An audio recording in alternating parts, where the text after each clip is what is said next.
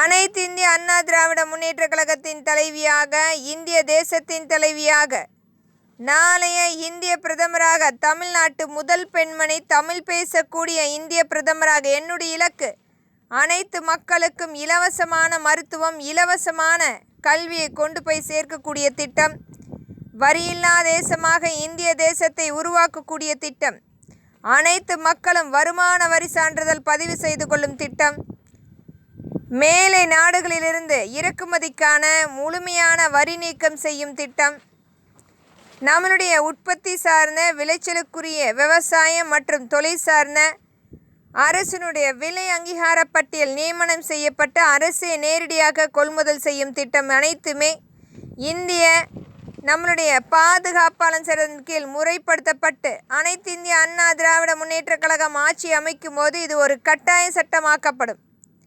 நம்மளுடைய மக்களுக்கான ஒரு நல்ல சந்தர்ப்பத்துக்கான உலக நாடு தொழில்துறை இந்திய மாநாடு 3 மாதத்துக்கு ஒரு முறை இந்த பாதுகாப்பாளர் சட்டத்தின் கீழ் முறைப்படுத்தப்படும்.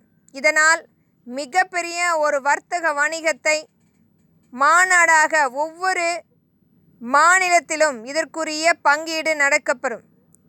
நம்மளுடைய இந்த மாநாடு என்பது அனைத்து வெளிநாட்டு மக்களுடைய வணிக வர்த்தகத்தையும் அவர்களுடைய பங்களிப்பு இந்த மாநாட்டின் போது நாம் வெளிநாடுகளுக்கு சென்று தொழிற்சாலை மற்றும் நம்மளுடைய நிறுவனத்தை ஏற்படுத்தக்கூடிய அங்கீகாரம் மற்றும் அதனுடைய மக்களுடைய வேலைவாய்ப்பு அனைத்தையுமே முறைப்படுத்தும் சட்டமாக இந்த மாநாடு முழுமை பெறும்.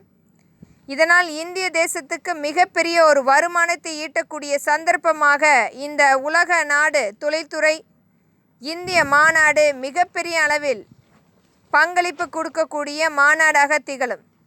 நம்மளுடைய மாதம் மாநில ரீதியாக கண்காட்சிக்குரிய அந்த ஏற்பாடு நடந்தாலும் அதற்குரிய ஒரு பிரத்யேக 3 மாதத்துக்குரிய ஒரு பங்களிப்பாக அங்கீகரிக்கப்பட்ட நம்மளுடைய தொழிற்சாலை மேலை நாடுகளுக்கு கொண்டு செல்வதற்கான ஒரு நல்ல அமைப்பாக இந்த உலக நாடு தொழில்துறை இந்திய மாநாட்டின் மூலம் முழுமை பெறும்.